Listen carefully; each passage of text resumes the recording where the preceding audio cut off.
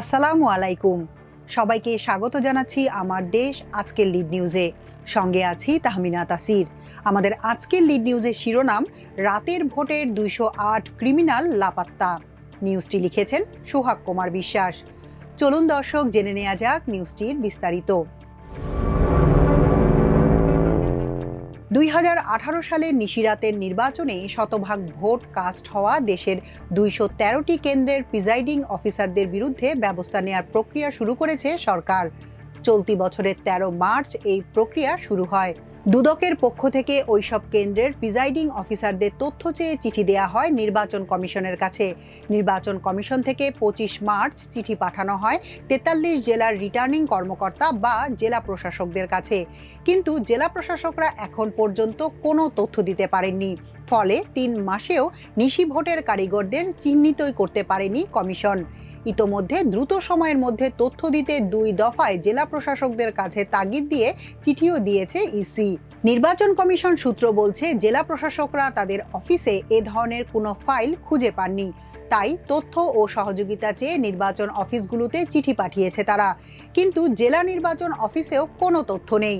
নিয়মানুযায়ী কেন্দ্রগুলোতে presiding অফিসারদের দায়িত্ব পালন করেন বিভিন্ন শিক্ষা প্রতিষ্ঠানের শিক্ষক। যাচাই বাছাই শেষে রিটার্নিং কর্মকর্তার দপ্তর থেকে প্রিজাইডিং অফিসারের নিয়োগপত্র ইস্যু করা হয়। নির্বাচনের পর রিটার্নিং কর্মকর্তার কার্যালয় থেকে প্রিজাইডিং কর্মকর্তাদের নিয়োগপত্র সহ নির্বাচনের কাজে ব্যবহৃত সব যন্ত্রাংশ ও ডকুমেন্ট স্ব নির্বাচন অফিসে সংরক্ষণের জন্য প্রেরণ করার কথা। কিন্তু 2018 সালের নির্বাচনে এ নিয়ম মানা হয়নি। কোনো রিটার্নিং কর্মকর্তা প্রিজাইডিং অফিসারদের তথ্য নির্বাচন অফিসে পাঠাননি। 2018 সালে চট্টগ্রামে কর্মরত একজন অতিরিক্ত জেলা প্রশাসক নাম প্রকাশ না করার শর্তে আমার দেশকে জানান, পতিত আওয়ামী লীগ সরকারের নির্দেশে গোয়েন্দা সংস্থার তত্ত্বাবধানে 2018 সালে 30 ডিসেম্বর একাদশ জাতীয় সংসদ নির্বাচন অনুষ্ঠিত হওয়ার কথা ছিল। ওই নির্বাচনে বিএনপি সহ সব দল অংশ নেয় আওয়ামী লীগের বিজয় নিশ্চিত করতে 29 ডিসেম্বর রাতেই ব্যালটে সিল মেরে বাক্স ভর্তি করে রাখে প্রশাসনের লোকজন। দেশ বিদেশে বিষয়টি প্রচার হওয়ায় প্রমাণ লুকাতে তৎপর হয়ে ওঠে রিটার্নিং কর্মকর্তা বা জেলা প্রশাসকরা। কিন্তু গুরুত্বপূর্ণ এই রাষ্ট্রীয় নথি ধ্বংসের জন্য সরকারের সিদ্ধান্তের প্রয়োজন পড়ে, অথচ প্রশাসনের সর্বোচ্চ পর্যায় থেকে সেই সিদ্ধান্ত আসছিল না।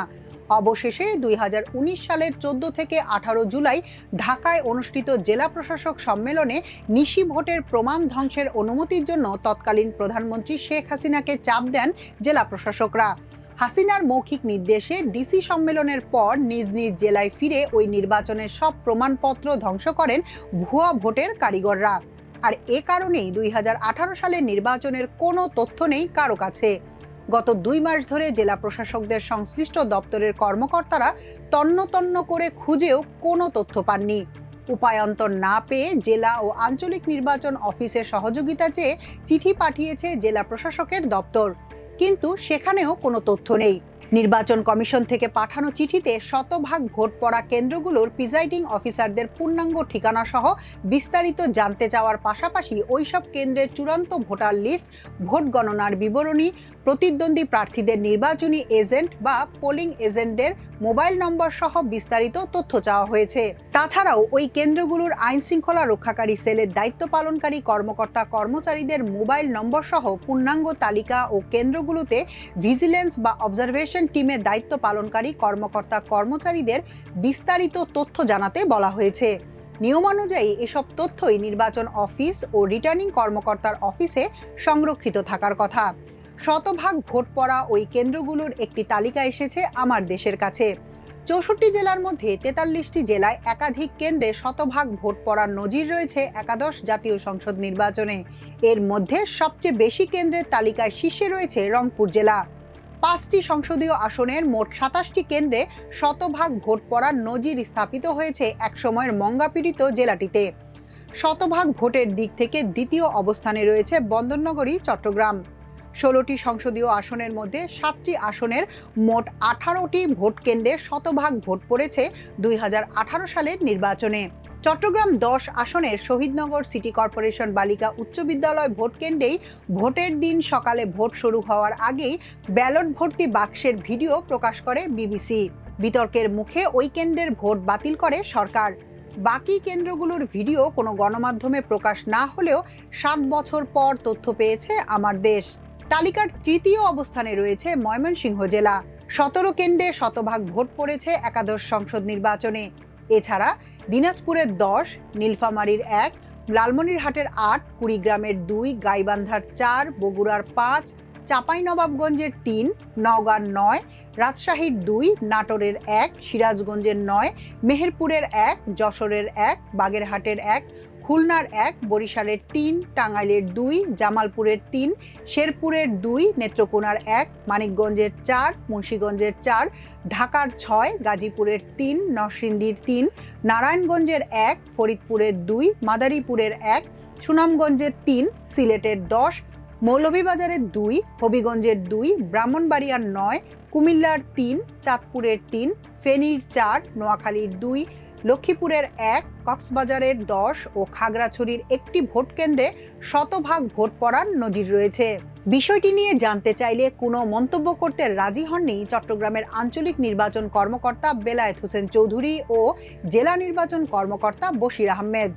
তবে নির্বাচন অফিসের একজন কর্মকর্তা নাম প্রকাশ না করার শর্তে জানান, জেলা প্রশাসক ও বিভাগীয় কমিশনারের কার্যালয় থেকে 2018 সালের নির্বাচনের তথ্য দিতে সহযোগিতা চাওয়া হয়েছে, কিন্তু আঞ্চলিক নির্বাচন অফিস ও জেলা নির্বাচন অফিসে এ ধরনের কোনো তথ্য সংরক্ষিত নেই। তাই নিয়ম অনুযায়ী তথ্য পাওয়ার প্রচলিত পথগুলো বন্ধ হয়ে গেছে। এখন বিকল্প পথে তথ্য সংগ্রহের চেষ্টা চলছে। নির্বাচন কমিশন সংশ্লিষ্ট একটি সূত্র জানিয়েছে, দেশের অন্যান্য জেলাতেও একই পদ্ধতিতে তথ্য সংগ্রহের কাজ চলছে। ইতোমধ্যে কিছু কিছু কেন্দ্রের তথ্য পাওয়া গেছে, কিন্তু উপজেলা নির্বাচন অফিসারদের একার পক্ষে এই পদ্ধতিতে পূর্ণাঙ্গ তথ্য সংগ্রহ করা সম্ভব হবে না। এজন্য সরকারের নীতিগত সিদ্ধান্ত প্রয়োজন। চট্টগ্রামের জেলা প্রশাসক ফরিদা খানম জানান, 2018 সালের নির্বাচনে শতভাগ ভোট পড়া কেন্দ্রগুলোর বিভিন্ন তথ্য চেয়ে নির্বাচন কমিশনের দেওয়া চিঠি তিনি পেয়েছেন। কয়েক বছরের পুরনো তথ্য হওয়ায় প্রাথমিকভাবে খুঁজে পাওয়া যায়নি। এ ব্যাপারে বক্তব্য জানতে জেলা প্রশাসকদের কাছে পাঠানো চিঠিতে স্বাক্ষরকারী নির্বাচন কমিশনের উপসচিব মোহাম্মদ মনির হোসেনের ফোনে একাধিকবার যোগাযোগ করার চেষ্টা করলেও তিনি ফোন ধরেননি। নির্বাচন কমিশনের জনসংযোগ কর্মকর্তা আসাবুল আলম জানান, বিষয়টি স্পর্শকাতর হওয়ায় এ ব্যাপারে বিস্তারিত জানানো সময় এখনো আসেনি। সময় হলে নির্বাচন কমিশন থেকে আনুষ্ঠানিকভাবে সবাইকে জানানো হবে। তথ্য চেয়ে নির্বাচন কমিশনে চিঠি দেওয়া উপপরিচালক জাহাঙ্গীর আলম জানান, দুদকের আইন অনুযায়ী স্পর্শকাতর এ সংক্রান্ত তথ্য জনসংযোগ কর্মকর্তার মাধ্যমে নিতে হবে। পরে প্রতিষ্ঠানটির জনসংযোগ কর্মকর্তা আক্তারুল ইসলাম জানান, এখন পর্যন্ত নির্বাচন কমিশন থেকে এ সংক্রান্ত কোনো তথ্য পাওয়া যায়নি।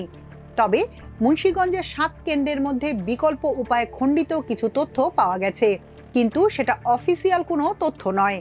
নির্বাচন ব্যবস্থা সংস্কার কমিশনের প্রধান বদিউল আলম মজুমদার জানান, তিনি নিজ উদ্যোগে 2018 সালের নির্বাচন পর্যবেক্ষণ করেছিলেন।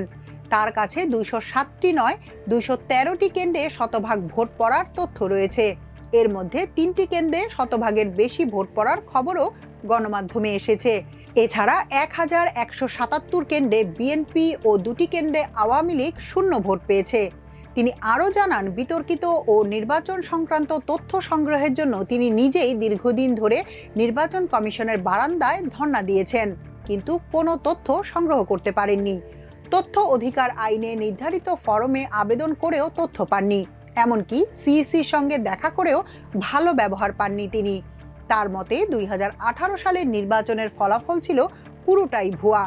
রিটার্নিং কর্মকর্তারা ইচ্ছে মতো একটি সংখ্যা বসিয়ে প্রচার করেছেন মাত্র। আর এসব কাজে কারা জড়িত ছিলেন তার পূর্ণাঙ্গ তথ্য নির্বাচন কমিশন ও জেলা প্রশাসকদের কাছে থাকা বাধ্যতামূলক। যদি না থাকে তা, তবে এর দায় কেউ এড়াতে পারবেন না। এখনকার মতো এ পর্যন্তই। সবাই ভালো থাকুন, সুস্থ থাকুন, থাকুন আমার দেশের সঙ্গে। চ্যানেলটি ভালো লাগলে সাবস্ক্রাইব করুন। আল্লাহ হাফেজ।